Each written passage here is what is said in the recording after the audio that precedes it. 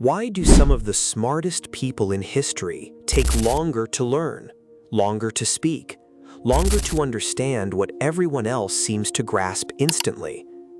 Einstein reportedly struggled with speech as a child. Darwin was called ordinary by his teachers. Even Newton was known for disappearing into confusion for weeks at a time. And yet somehow, these minds changed the world. But today, we're taught the opposite. We're taught that intelligence looks fast.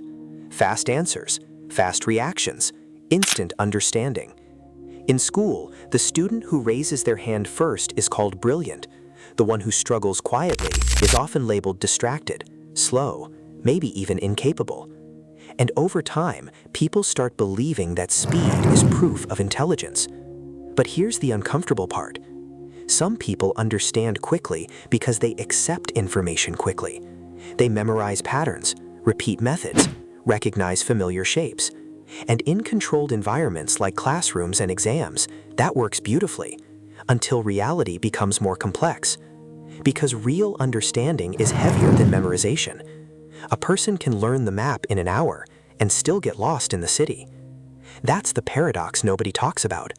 The minds we call slow are often doing something invisible underneath the surface. They're not just absorbing information, they're testing it, pulling it apart, searching for contradictions, building internal models instead of collecting isolated facts.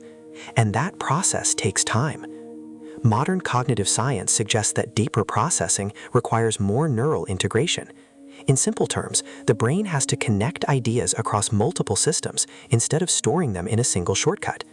That friction, the confusion, the delay, the mental resistance, is not always a sign of weakness. Sometimes it's a sign that the brain is building something more durable. Quick learners often optimize for answers, deep thinkers optimize for understanding, and those are not the same thing.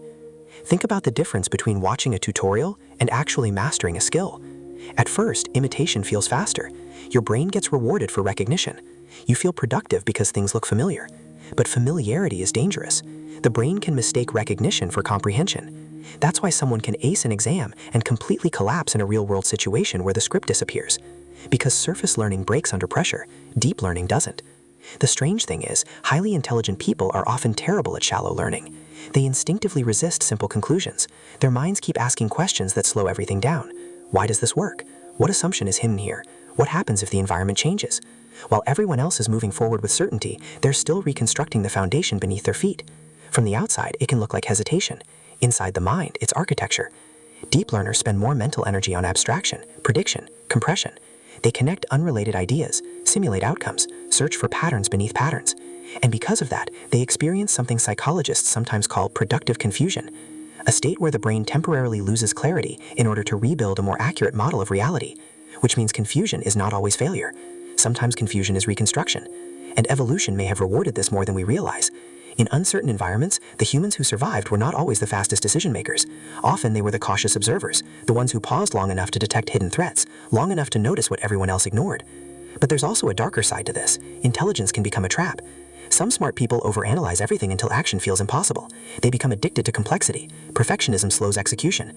Every decision branches into 10 more possibilities, and eventually the mind becomes so focused on thinking that it stops building. That's why intelligence alone is never enough.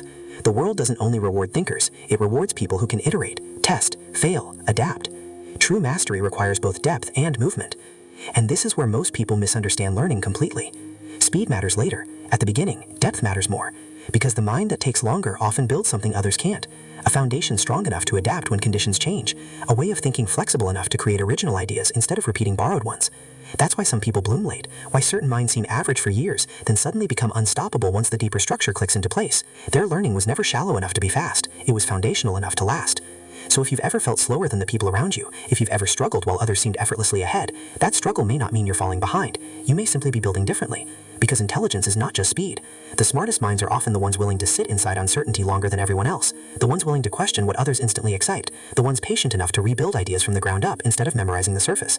Some people learn fast, others learn forever, and maybe that changes the meaning of intelligence entirely. Have you ever felt slow at first, only to realize later that you understood something more deeply than everyone else around you?